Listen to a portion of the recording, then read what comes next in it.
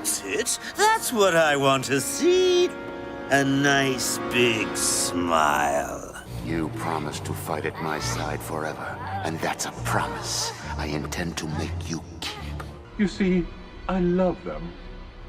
More than you could ever know. You see, child, that's why you need this lesson. This Ripper is far worse than the lunatic you're searching for.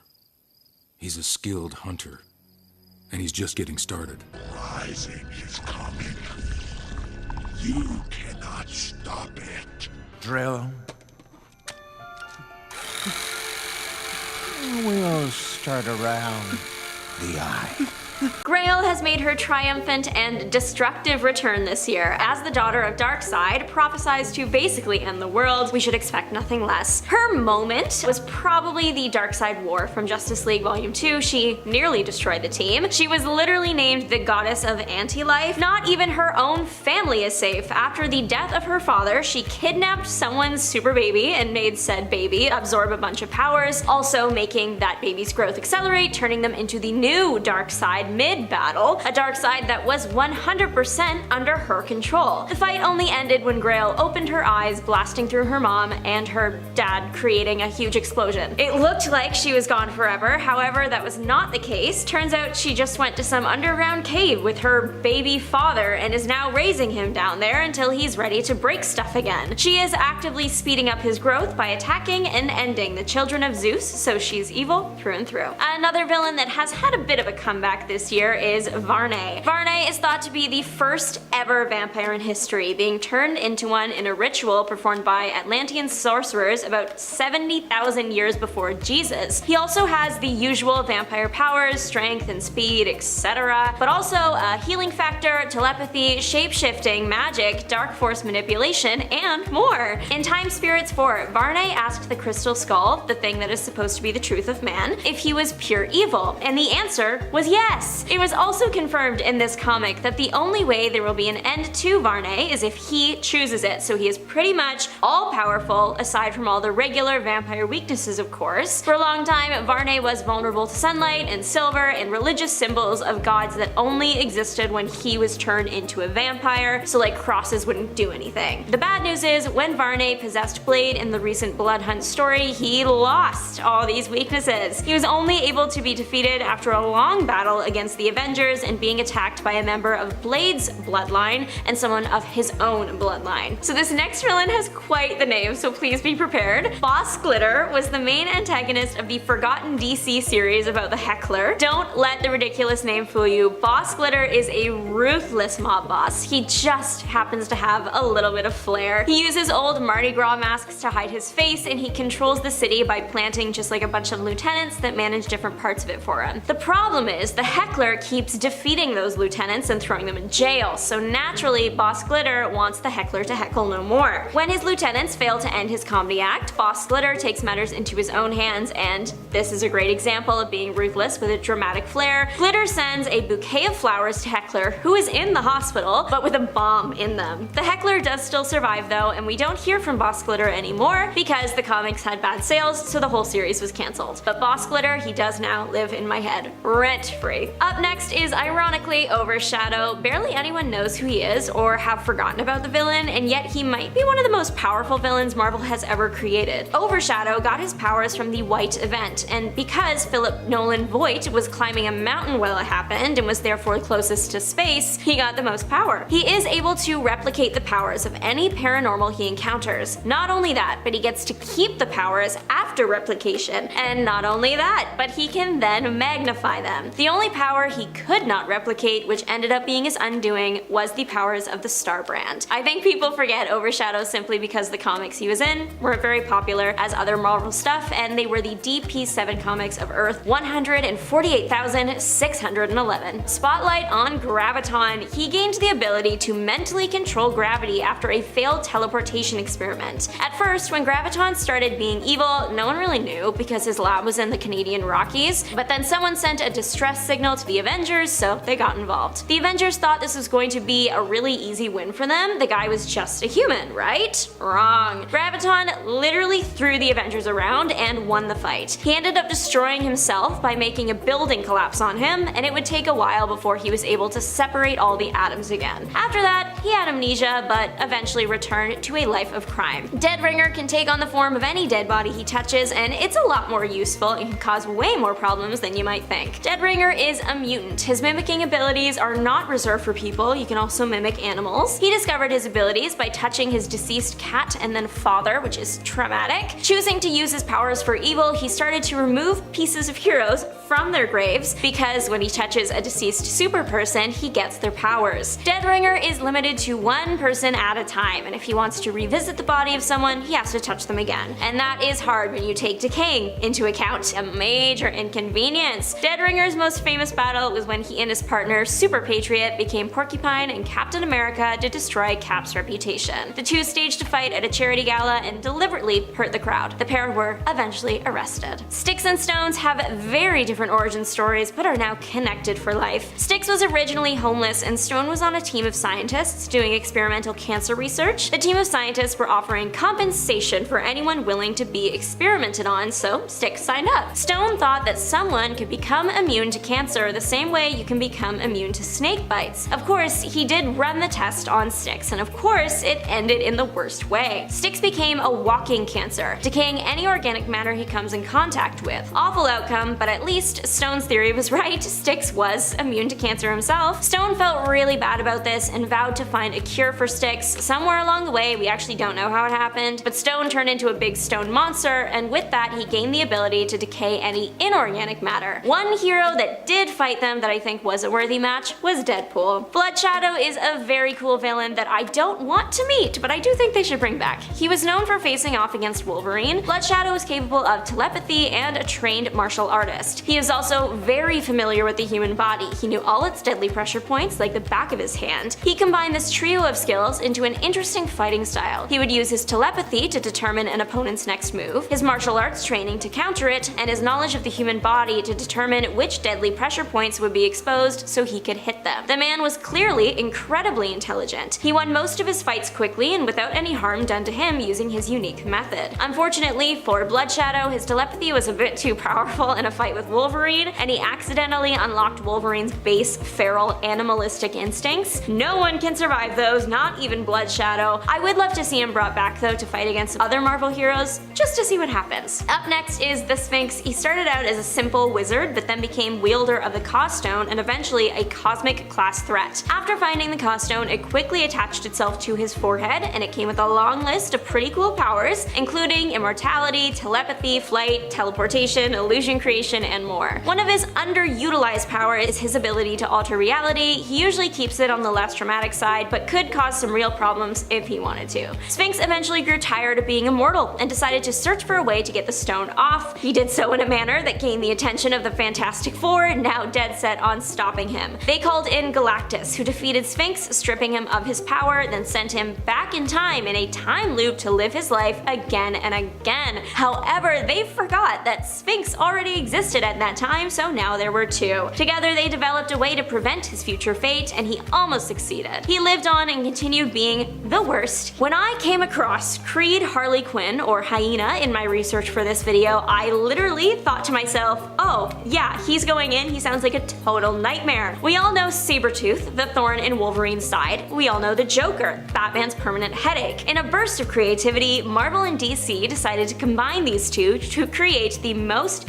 unhinged creature on the planet. Hyena has all the powers of the two villains, plus he also just looks creepy. Sabretooth on his own is insane, but Joker is on another level when it comes to lack of mental sanity. The two literally took the worst, or I guess the best, of the other in this Frankenstein tale. So Marvel and DC had no choice but to combine Batman and Wolverine, creating Darkclaw. At least we can all sleep soundly knowing that someone capable enough is out there to stop Hyena from ending his universe. Hopefully people will start talking talking about this crossover again because it would be pretty cool and it's hard to believe it faded into obscurity. The friendly neighborhood web slinger has been swinging since 1962. It's hard to remember everyone he swung at. Let's see if we can get those wheels turning, ladies and gentlemen, clear any brain fog, and you will soon learn that there were 3 villains referenced in this intro. The superiority complex this man has is almost laughable. The gentleman is his name, but he is literally anything but. His real name is Gustav, and he is the type that is considered a threat even in the underground. He also, and this is where the superiority complex comes in, he believes that he is part of a superior group and that most people in the world are simply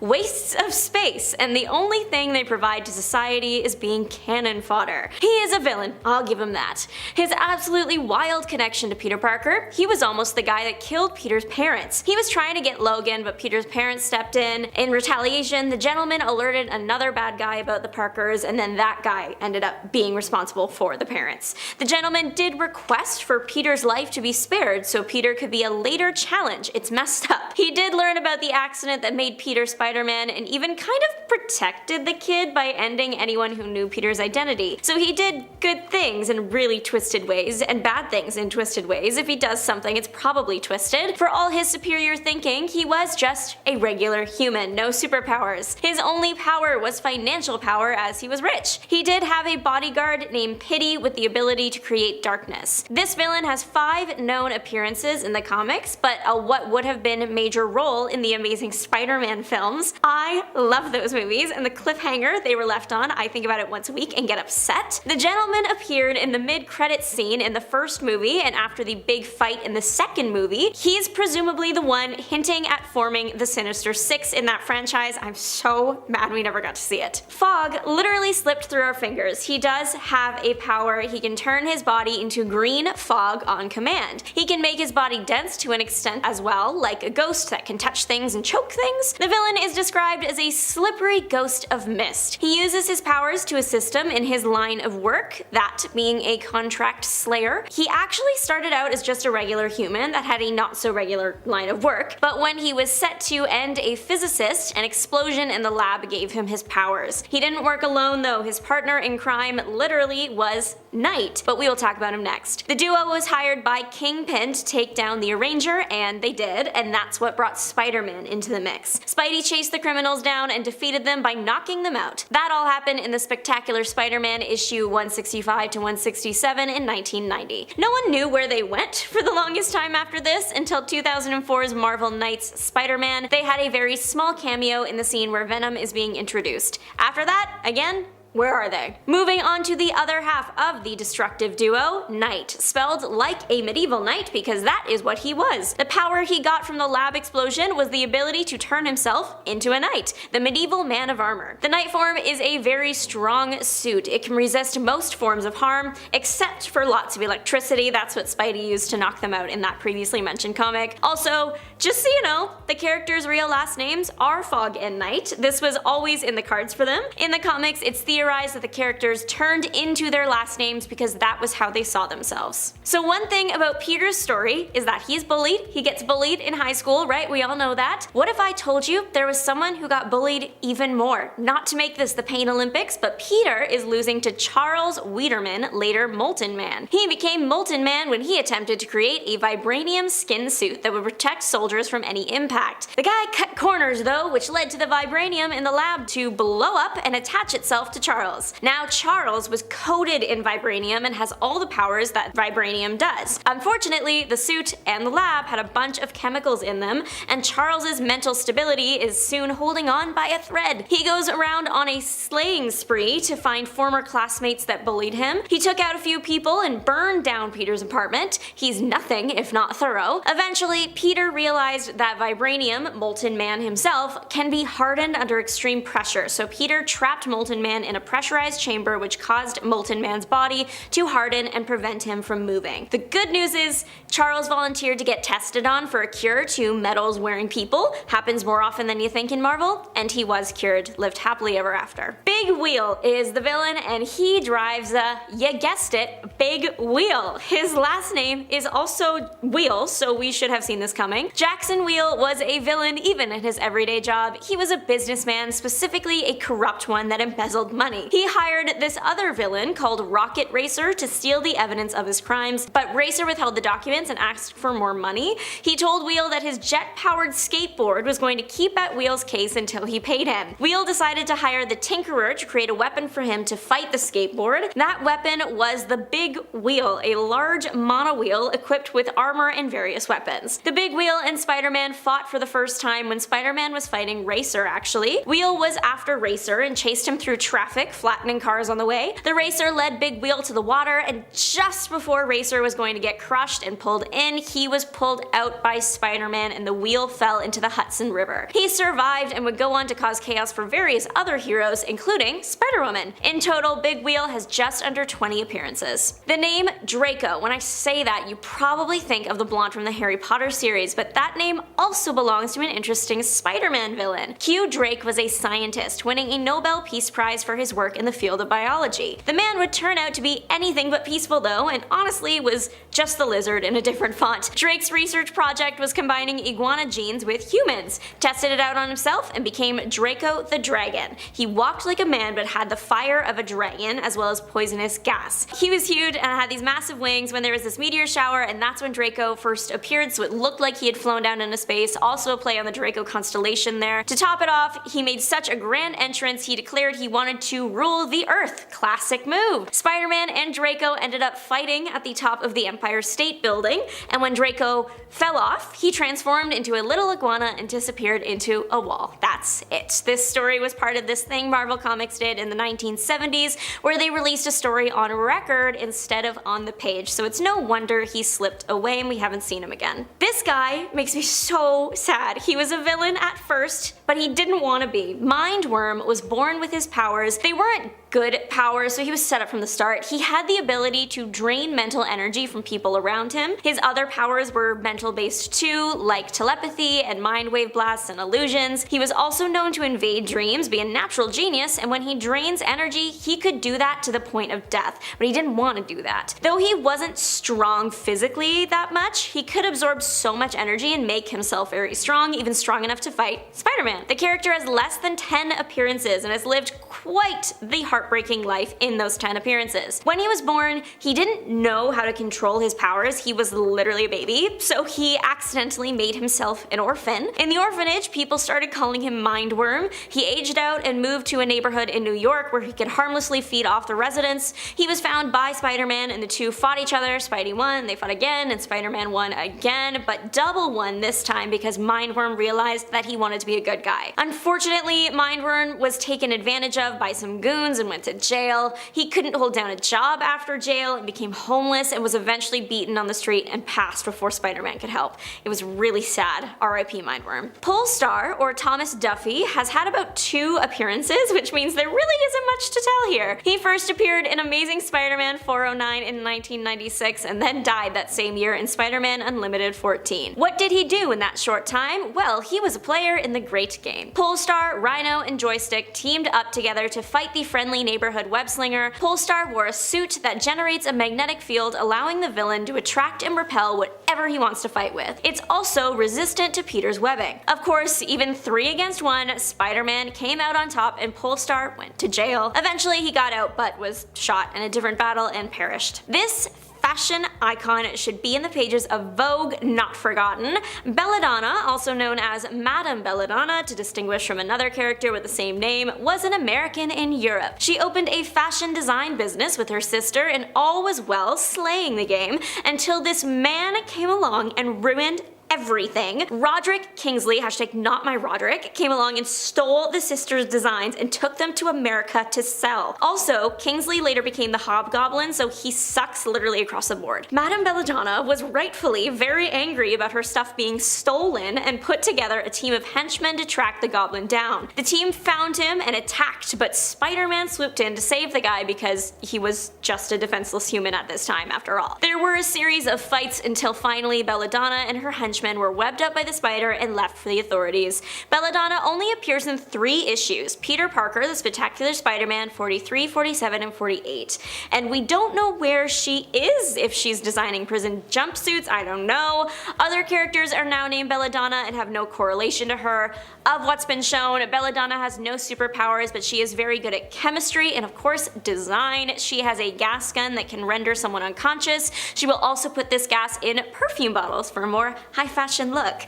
The gas and her name come from the Belladonna plant. Sticks and Stones are the villains here. They had very different origins but are both super cool. So Sticks was originally homeless and not doing well, so when Stone's team of scientists showed up looking for homeless people to experiment on, Sticks was all for it since it paid well. It gave him way more than he bargained for though. His trial resulted in him becoming a living cancer. Anything he touched would rot away. Stone has powers like that too, plus his genius scientific mind, and he has a bunch of weapons. The difference between Sticks and Stones is that Sticks rots organic matter and Stone rots inorganic matter, so together they are the worst. To make everything even more unsettling, Sticks can make his fingers longer, all the more easy to grab things to rot. The pair debuted in Amazing Spider-Man 309. They have fought not just Spider-Man, but also Deadpool. Deadpool is the choice to fight these guys, I think. The pair have about 10 appearances. Thanks so much for watching, y'all. Don't forget to like, subscribe, and make your mark on the comment section down below. Let me know your favorite Spider-Man villain. Mine is now Belladonna, but even the ones that get lots of spotlight count too. Kicking it off with Queen Bee, or Hive Queen, either works. Queen Bee was one of the 20. She was abducted by Brainiac and mutated, made into a powerful telepath with an extreme devotion to Brainiac. She thought she was his daughter. He turned out to be horrible. Shocking, I know. He retreated eventually and just left the 20 mutated devoted people to perish. Some did, but most made it out alive, including, of course, the it girl Queen Bee. She came to Earth to prepare for his return in quite an interesting and modern way, using the Holistic Integration for Viral Equality social media company as a front. She would kidnap people that had psychic powers and then harvest their powers, so when the time came, the entire Earth could be taken over mentally. Some notable Queen Bee battles were against the Teen Titans, Red Hood, and Wonder Woman. She fights using her telepathic abilities, but has many other tricks up her sleeve, including flight, which makes sense if she's a bee, energy projection, intelligence, telekinesis, and casting illusions. She is also capable of regeneration. There are a few different people who have taken on the name Queen Bee. This one is from Prime Earth. She first appeared in Superman Volume 3/21 and has had about 12 appearances total. I don't know why I'm including this villain here because his name is a mouthful, but he's funny and cool. So here's Automatopia. Automatopia is the type of person to only target and take out a specific type of human. Automatopia's chosen genre of human is non-powered heroes. He calls himself Automatopia because he imitates every sound he hears. Something creaks, he will make a creaking sound. I like to imagine that Automatopia has a human voice, and when he is making the sound, it isn't a perfect replica, it just sounds like a man doing a poor imitation of a creaking door. But probably his suit is tricked out and has some sort of cool feature that makes him parrot things well. Automatopia wears all black, which is good. If he is going to announce himself using his voice whenever he hears a weird noise, the least he could do is be hard to see. Automatopia has been arrested quite a few times and has faced off against the Teen Titans and Robin. In total, he has about 15 appearances. Crystal Frost went from one cool name to another when she became Killer Frost. Killer Frost was a villain to Firestorm. When she was Crystal, she was a university student who fell in love with her teacher. Her teacher did the right thing and refused her romantic advances, but that hurt her feelings a lot, and she held a grudge like she was born to do so. Post-college, Crystal was part of a scientific project in the Arctic that went super wrong. Crystal accidentally got trapped in a thermofrost chamber. Her time in there made her into a colder version of herself, a killer version of herself. She can now project powerful blasts of freezing cold and generate cold from her body. Unlucky for Firestorm, heat does little to hurt her. It actually makes her stronger. She has displayed the ability to freeze water droplets in the air. This might cause an opponent to freeze in place or trap someone with ice. She can create ice daggers and create such a cold environment and impede someone's ability to think. I don't think you will believe her weakness though. It's cold. If she gets too cold, she will go into a coma. She will basically hibernate. Remember how I said she'd held a grudge against that one prof that didn't like her back? Well, her first order of business once turning into a supervillain was to attack him. Luckily by that time, he was already primarily part of the hero Firestorm. This Crystal Frost exists from 1950 to 2011, and she had about 19 appearances. I would join this villain squad purely because of their name and then regret it later. They are the Snake Gang. Each member is based on, you guessed it, a type of snake. So we have Cottonmouth, Copperhead, Asp, and Lady Viper. Lady Viper is kind of like the team's leader, but they take orders from Oracle. The Snake Gang, they fight Batgirl and the Birds of Prey. That is also the name of the comics, Batgirl and the Birds of Prey. The villains have snake-esque powers to go with their names. Cottonmouth elongates in battle and grows fangs, similar to the snake he's based on. His mouth goes white and presumably is filled with venom. Copperhead is very strong and tries to get his arms around his victims to constrict airflow. He also likely has a venomous bite. Asp is kind of like the guy in the chair for the group who is also in the field. He's the one that stays in contact with Oracle and calls for backup when the gang needs it. Lady Viper has the ability to change her legs into a snake tail. When she does so, she can see in the dark. When she is in this half snake state, she hates bright light. She has claws, fangs, and an attitude. Copperhead has appeared the most out of the four with 31 appearances. Asp and Lady Viper are tied with 5, and Cottonmouth died in issue 3 of the comics, so he only had 2. Ascana is an alien shapeshifter that primarily faces off against Hawkman. She debuted in Hawkman 2. She was an agent for Dr. Hogarth Kane. The form she usually appears in is like a human woman. For her big fight with Hawkman above the streets of New York though, she is stuck in this like green lizard looking form, but half her face is still human. In this form she is very strong, punching through walls. She also has sharp claws. She is a Hawkman villain, but a bit misunderstood. The reason she fought Hawkman in the sky was because she had to make sure he was a good fighter. He was. The reason she is on Earth is because she was wrongfully accused of committing crimes on her home planet and had no choice but to escape. Ascana has only appeared in the Savage Hawkman comics so far and has about 5 appearances to her name. Someone who is the same but different. We have Spinebender. He is actually a crime committer. He steals. He can get away with his crimes because he is also a shapeshifter. Spinebender has fought various members of the Bat family. He was first up against Batgirl when he stole a bunch of microchips. The chips were important because they had power that rivaled the chips powering the Batsuits from Q-Core. He made it all the way to Miami before he was found out by Batgirl and Nightwing. He held a grudge against Nightwing for that and later went looking for him to try and eliminate him.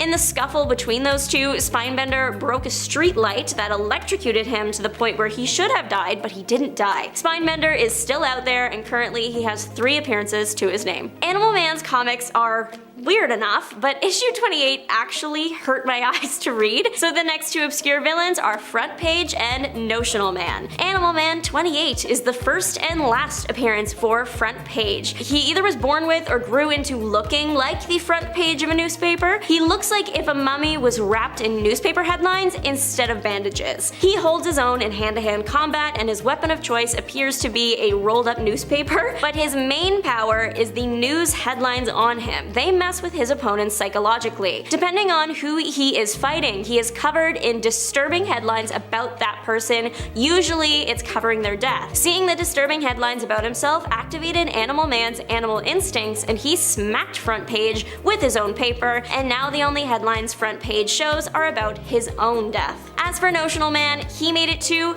2 appearances. He dressed in all white and is shown to have a heightened sense of smell, like he can smell feelings like guilt and grief and love. He carries around lots of surgical equipment that he uses to fight, his forceps being his favorite tool. Notional Man dresses in a very fashionable suit, and I don't know why. His origin was that he was a phantom pregnancy. When someone wants a child so bad, they imagine they are pregnant when they really aren't. So he is essentially a phantom person. Animal Man also brutally takes him out and his body turns into sludge, I think. That's the end of it. Shazam and Cyborg had to work together to subdue Zookeeper and his Beast Force. Zookeeper is relatively new, debuting in 2016. He appears to have mechanical body parts and excellent fighting skills. He is the leader of a group of animal men. He calls them Beast Force. Some of the animals on his team are a pit bull, warthog, cheetah, bear, gorilla, crocodile, and tiger. He literally has a whole whole zoo of them. Any animal you've seen in a zoo,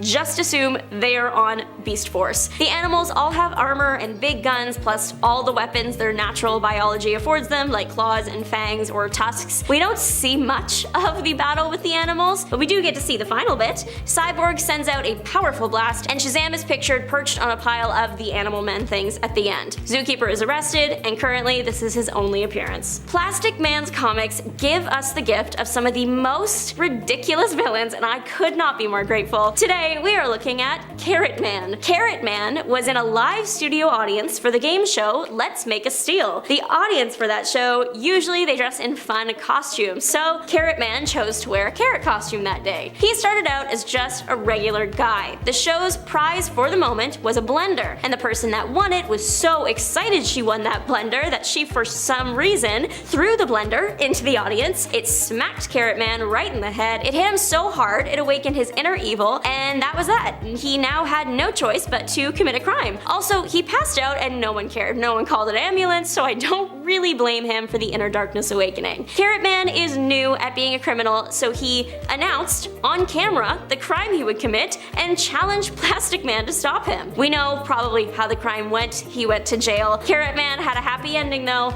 After escaping from jail, he hit his head again and went back to his old personality. Number 10. Microwave Man. Also known as Louis Padgett, we meet this villain in Action Comics number 487 in 1978. A space traveler, he returned to Earth after 40 years of flying through the stars aboard an alien spacecraft. Before he began his journey, he was already the costumed villain Microwave Man. Upon returning to Earth, he calls on his alien friends to grant him his youth back, but it comes at a cost. His life will be shortened to just a few hours. He says, yeah, I'm good with that. He just wants the opportunity to defeat Superman. So Superman agrees and even allows Microwave Man to defeat him in a test of strength. Louis dies satisfied, and the aliens claim his body and they set him adrift in space. It's a touching story in which the villain is dispatched within 2 issues, meaning we will probably never see him again. It's nice though. Hey gang, before we hit number 9, I really need you guys to hit that like button. It's not required, I will continue with the list either way, but we do appreciate it. Number 9, Sand Superman. First appearing in Superman 233 in 1971, Sand Superman is exactly what he sounds like. Created from a portal between Earth and the Quorum dimension, Sand Superman just wants to drain Superman of all his power and knowledge. However, as it gains energy, he also gains the desire to act like Superman, including serving unselfishly as a superhero. Unfortunately, Superman can't really take him on as a sidekick or anything like that for 2 reasons. 1, Sand Superman only gains power by taking it away from Superman. And 2, if they were to actually touch each other ever, Sand Superman's alternatively charged atoms would just result in a huge explosion big enough to destroy the entire planet. Sand Superman's story was really not all that lengthy, so it's pretty easy to see why he hasn't returned. Coming in at number 8, J. Wilbur Wolfingham. He would call himself a business consultant or philanthropist, but make no mistake, he is a con man. Mr. Wolfingham first appeared in Superman 341 and was erased from existence following the collapse of the multiverse during the Crisis on Infinite Earth series. In his debut, he has a scheme to sell amulets which allegedly teleport the wearer to safety if a disaster strikes. Superman comes along and decides to put this product to the test. This all happens in a story called The Man Who Could Cancel Catastrophe. In another story called Sale of the Century, Wilbur thinks he's pulled off a master scam by selling the Earth off to an alien real estate agent until the alien actually comes back, and then of course Superman has to come straighten everything out. This guy is seriously a real piece of work, but we haven't seen him again since 1985. Coming in at number 7, Funny Face. We meet Funny Face in Superman 19 in 1942. Making him possibly the oldest villain on this list. In his story, Case of the Funny Paper Crimes, he brings some villains to life from a comic strip, including Machine Gun Mike and the Black Raider, and he sends these guys out to rob the stores of Metropolis in a super dastardly evil scheme. Just go out there and rob everything, you guys. Superman takes them on one at a time. eventually figuring out what's going on and that they've come from the funny pages. While Superman is busy, Funnyface kidnaps Lois Lane and transforms her from a real person into a comic book character. Superman forms up a team with some other comic strip heroes that have been brought to life, and together they rescue Lois and take down the villains. This guy last appeared in 1986, and I seriously hope we see him again. He's crazy looking. Oh man. Number 6. Mr. Mxyzptlk. Jeez, is that an L in there? Anyway, the name is intended to be unpronounceable. We'll just call him Mxy. First appearing in Superman Volume 2 in 1987, Mxy is an imp from the 5th dimension who periodically visits and gives Superman a hard time. He first appears as a dashing young man by the name of Ben DeRoy and convinces Lois Lane to marry him. Superman eventually puts 2 and 2 together, and the imp agrees to go back home if Superman can get him to type, spell, or say his name backwards. Not Superman's name, but the other guy's crazy name. So this evil, nefarious dude, he creates a giant typewriter and he makes up a name on the spot, choosing the name I mentioned earlier, figuring, oh, this is gonna be impossible for Superman. Superman defiantly says something along the lines of, "You couldn't even type that name forwards." And so Mxy does it and demonstrates, not realizing Superman has already rewired the typewriter, causing Mxy to write his own name backwards, banishing himself. He once even tried to do nice things, granting people's wishes, but not in the right way. For example, a woman wishes that her dough would finally rise, and it fills her entire home, pouring out onto the street. Another scene has a bunch of people wishing they had a Riverview apartment, so he makes their building sprout legs and literally walk over to the river. This villain did appear in 2008, but I think he still counts as forgotten. And honestly, he's too bizarre for me not to mention. Number 5, Black Rock. First appearing in Justice League America number 43 in 1990, Peter Silverstone was an American scientist, the Director of Research and Technology for the United Broadcasting Company. His task was to create a corporate-backed superhero that the UBC could provide exclusive coverage of. He creates a suit that gives the wearer power over broadcasting frequencies. The suit is powered by a mysterious sentient black stone. Silverstone manipulated his boss and his nephew into wearing the suit before he finally tries it on for himself. Sad to say though, after years and years of butting heads with Superman and losing, he becomes a washed up, failed villain who hangs out with guys like Kite Man. Eventually, he is driven mad by overuse of the Black Stone powers and winds up getting killed by Sam Benjamin, who then steals the stone and becomes the new Black Rock. Number 4, the Prankster. Oswald Loomis first appeared in 1988, the popular host of the Uncle Oswald Show, an early morning children's program. When ratings for his show plummeted and it was cancelled, Oswald totally lost it and went on a pranking spree, terrorizing Metropolis. He once even held Lois Lane hostage and tried to marry her. Later in life, he sells his soul to Lord Satanus, and this changes him, making him young and athletic. He is a manic trickster who uses futuristic technology to create gadgets and weapons, all while retaining a comical theme. This guy doesn't come up as often as other practical joke inspired villains such as Joker and the Riddler, so we haven't seen him for a bit. Number 3, Terra-Man. When DC Comics rebooted everything with the New 52 in 2011, this guy was recreated to better suit a modern audience. But in 1972, he first appeared in Superman 249 as Tobias Manning, a desperado cowboy sent into the future. When he was young, he encountered an alien during his first holdup, while his father was recovering from a gunshot wound. The alien decides to take the boy and raise him for himself, taking him off into space and teaching him how to handle futuristic weapons. The alien, known as the Collector, also gave Toby a winged horse named Nova, which became his steed. He calls himself Terra-Man and travels with the Collector, robbing and plundering all through space until his memories return, and one day he kills the Collector to avenge his father. He then travels to Earth, where he continues acting like a cowboy and performing nefarious evil deeds. He has some hilarious Western themed gadgets, including an energy lasso and a chewing tobacco capable of aging Superman. Number 2, Dragorin. First appearing in 1971, Dragorin is the man from Transylvania. Transylvania is a miniature planet Superman visits with his friend Jimmy Olsen in Superman's Pal Jimmy Olsen, Volume 1. Man, wouldn't it be nice to be Superman's pal? He's literally just a vampire.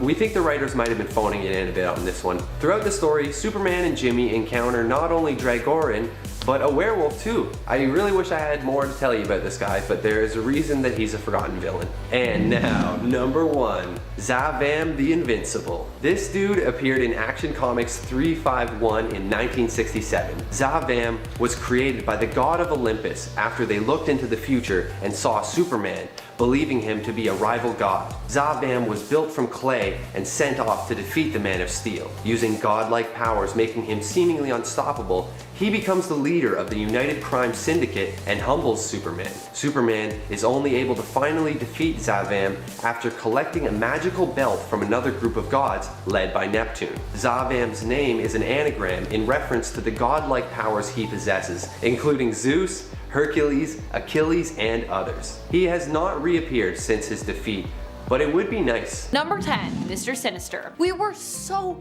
close to getting Mr. Sinister in a film. He was hinted at in Fox's The New Mutants, which was basically held hostage for quite some time after the merger between Disney and Fox happened, and then when it was released, it didn't do so well. I still feel like there was stuff that was meddled with there, despite Josh Boone swearing that the cut that got released was basically untouched by the studios and was totally his intended cut. I do not buy it. I'm sorry, Josh Boone, I don't believe you. One of the things the film sets up though is a property where Nathaniel Essex could study mutants and even turn them into his weapons under the guise of helping to rehabilitate them. This place was known as the Milbury House, which was of course Mr. Sinister's ancestral home in the comics, and Milbury is actually a name that he uses while traveling abroad in the comics after becoming Mr. Sinister, kind of like one of his undercover names. It was the surname of his wife, Rebecca. It would be really cool to see a movie that solely focuses on Sinister, as he's such a complex character, and recently there's also been a sort of like Jekyll Hyde element added to his origin story that I think could make for a great X-Men horror film spinoff. And considering that's kind of what the New Mutants felt like it was doing, it was like a little bit like teen coming of age as well as a horror film. I really want that to happen. And friends, before we move on to our next spot on this list, if you love what we do here at Top 10 Nerd, do not miss out on all of our cool content. Make sure you click that subscribe button and ring that bell so you get all of our notifications. Number 9, Mr. Freeze. While Mr. Freeze has made a few appearances in live action, he has never had his own solo film. He is one of the most complex villains around, which is why I think he would actually be a pretty admirable candidate overall. Mr. Freeze would be an interesting character to explore, considering he was made to be so altruistic in terms of his reason for villainy, and over the years he's just like become like more and more altruistic. However, some have taken him too far, I would say, to the side of sympathetic villain, and it would be nice to see a film that more finely strikes a balance on kind of where he stands between being a villain but also like having his reasons. For those who are unaware, Mr. Freeze isn't just a man obsessed with cryogenics. He's a man and scientist whose interest in cryogenics turned to obsession after his wife Nora was diagnosed with an incurable disease. Rather than lose her, he decided to freeze her until he could find a cure. And there's also been other versions of the story where it's not just about him helping her. She may not even have been his wife. They may have never been married. He might just be obsessed with this woman. So there's lots of layers you could play with there. And his whole goal is apparently to protect Nora, preserve her, protect her, and that tends to be his motivation for turning to crime in terms of how he and his story are depicted in the modern era. Now, whether or not she's actually his wife, you could play with that, I think, in the film. I think it could be interesting. Number 8, Arcade. I was just thinking about Arcade the other day when I was doing a reaction to the new Saw film trailer. It's interesting to me how this idea of playing a game where the stakes are at their most high with lives on the line is kind of a universal concept at this point. We see this idea echoed across various films and projects, a perversion of the concept of a game. Look at Battle Royale, Hunger Games, Squid Game, Saw, fun in games to an extent, Ready or Not, and honestly so many more. Arcade is a villain who embodies this twisted idea. He likes to trap people in his own vicious game, often devising an elaborate maze or landscape of death traps typically known as Murder World. While he's not the most powerful villain out there, he's definitely super interesting, and he represents a concept that people universally seem to be both attracted to and kind of repulsed by, which could make for a very interesting film. Number 7, Kite Man. Kite Man Man might be flying a little higher now that he's become a fan favorite thanks to his appearance in the Harley Quinn animated series, but we still have yet to get a live action version of this character. Honestly, the Harley Quinn animated series has also left me wanting more Kite Man as well. That combined with the amazing cosplays that I've seen based on that version, it's honestly inspired me to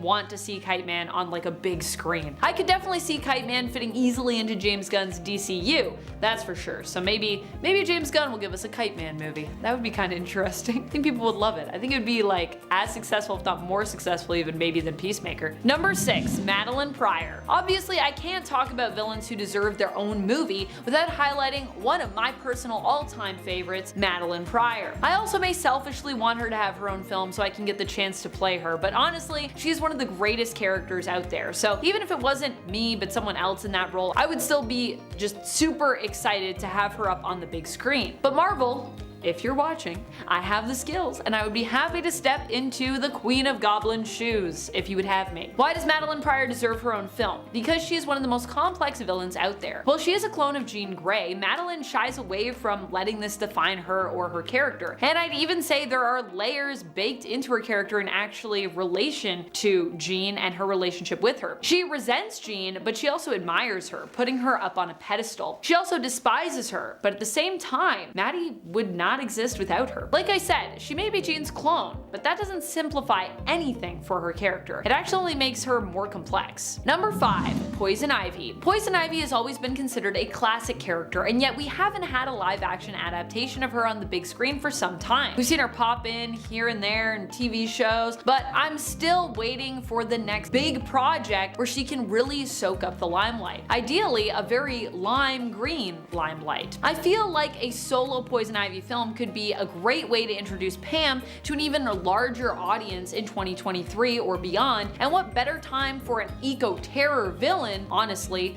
or an eco-horror film, perhaps, than right now.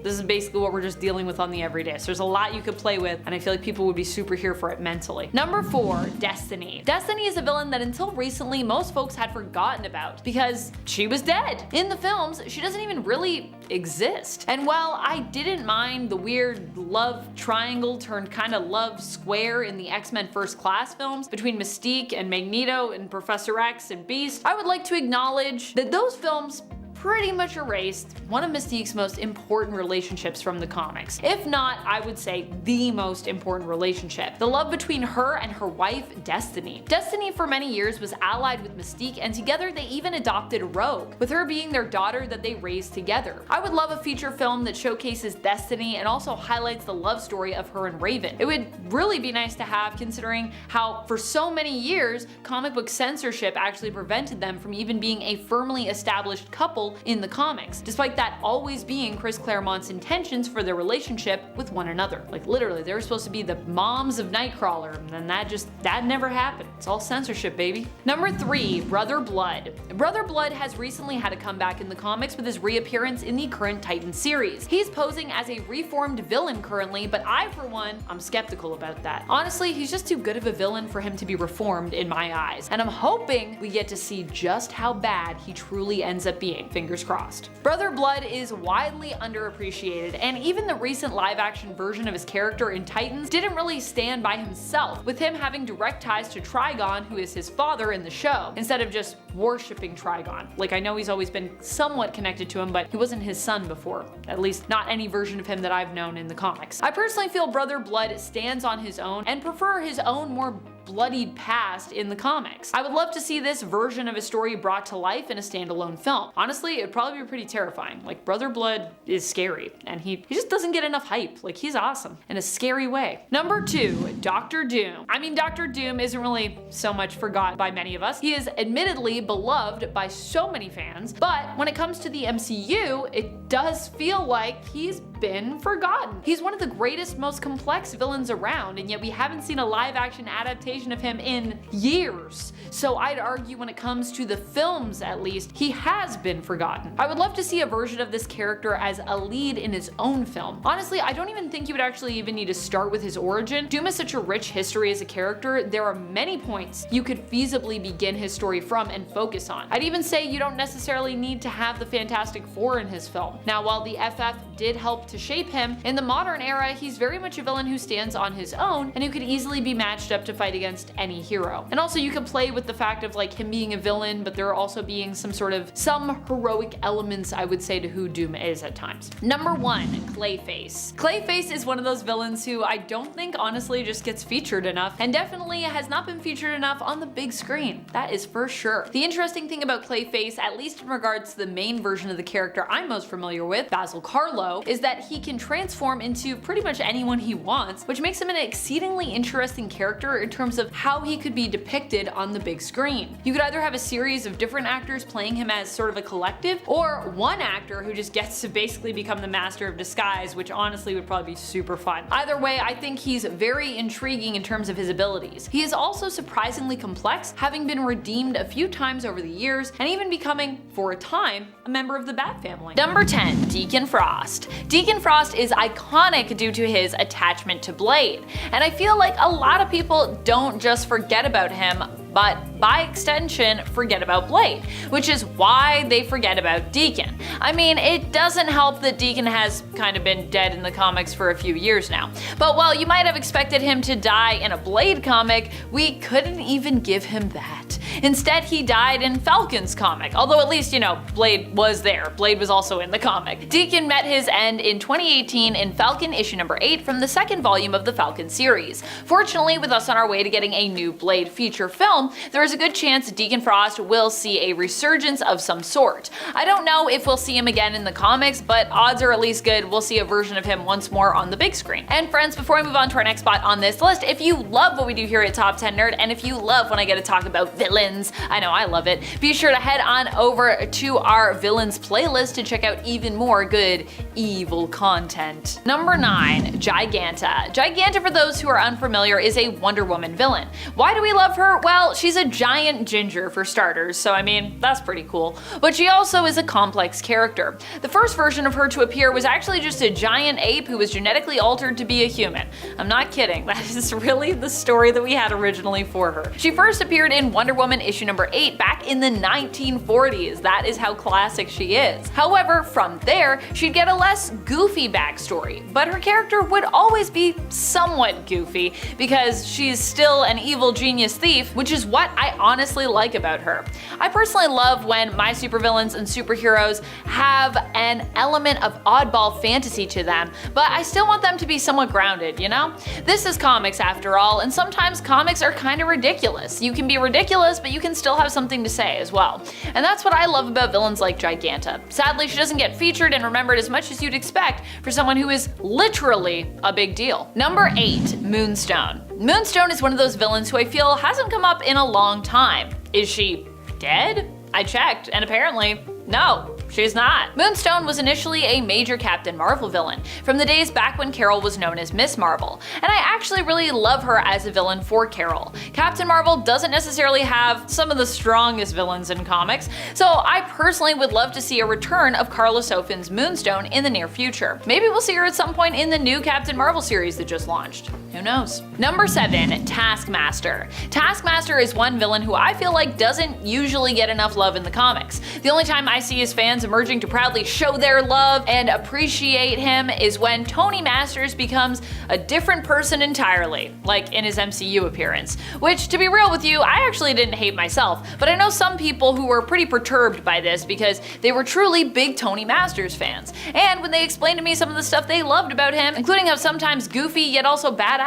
he can be, I was genuinely moved. Tony Masters might not be my favorite villain in the comics, but he's definitely got a lot of passionate fans out there who notice whenever he's absent or whenever he's being underwritten in terms of his capabilities. Number 6, Mr. Sinister. Mr. Sinister is one of those villains that I personally have loved, and I know a lot of other people also have loved, but because he's so goofy, he doesn't usually get enough love. Enough coverage, I should say, in the comics. We don't talk about him as much as we should. I know he's ridiculous, but that's what makes him great. There are still many out there who are more casual fans who don't even pay him a thought. They might not even know who Mr. Sinister is, and if that's you, welcome on in, that's totally fine. And yet, among those of comic book and even animated X-Men fans, Sinister has always been one of the most intimidating and sometimes most fun villains. Sure, he did recently get his Sins of Sinister event in the comics, I'll give him that, which although right now I'm taking a year where I'm not staying as up to date with or collecting physically as much of the big two, I constantly heard great things about and I cannot wait to give it a full read.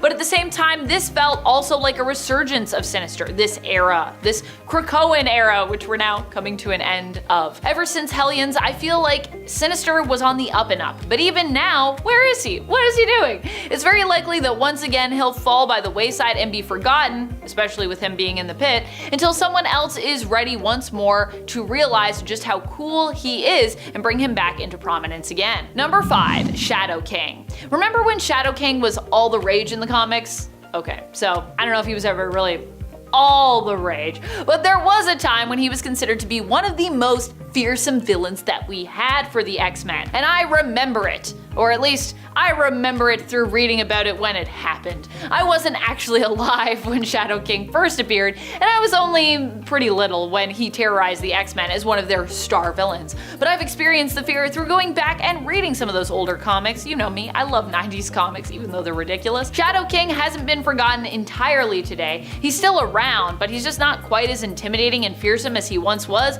during the era of stories such as, the Muir Island Saga or the Psy War. Number 4, Catwoman. So I know what you're going to say.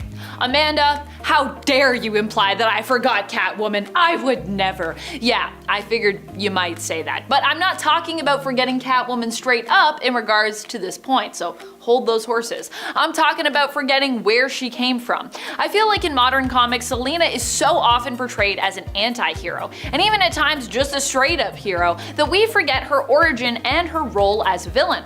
Even with her returning to the role of world's greatest criminal and training other criminals, she's got an altruistic angle here, I'd say. Although I do love that oftentimes this means her stories are far more focused on, what really makes a person bad. It's an interesting question to pose, and I love when we explore it in the comics, but still the fact remains that Catwoman as a crook, for the sake of just thieving, hasn't been a thing for quite some time, and I don't see her returning to that level of thief or criminal really anytime soon.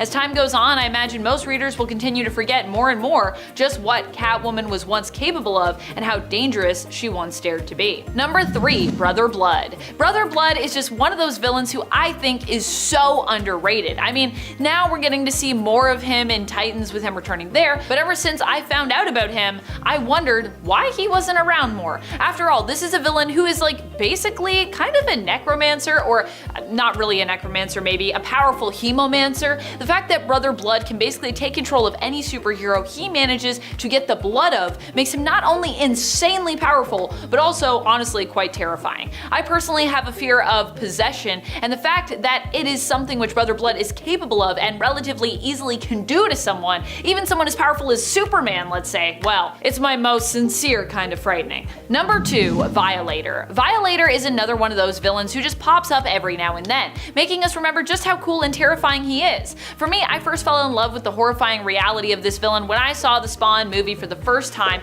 back in the late 90s, and the Violator was always a character that just stuck out to me. That was the film that, although I wasn't aware of it at the time, probably also made me into a major John Leguizamo fan. And to this day, honestly, I still am. Violator for me is like pure fear incarnate. His appearance, his motives, his downright despicableness. I just think he's so iconic as a villain, which is why it's surprising that he tends to come and go in Spawn comics like the changing of the tide. Number 1, Black Manta. Seriously, I am so psyched for Black Manta in Aquaman and the Lost Kingdom. In fact, I might be more psyched for Black Manta's return than I am for Aquaman. Sorry, Arthur. Black Manta is just one of those villains who is so interesting in that you kind of feel like, honestly, he's justified. I mean, maybe not all of his extreme actions the actions themselves are justified, but his grudge feels personal in a way that you can sympathize with his own loss and his own pain.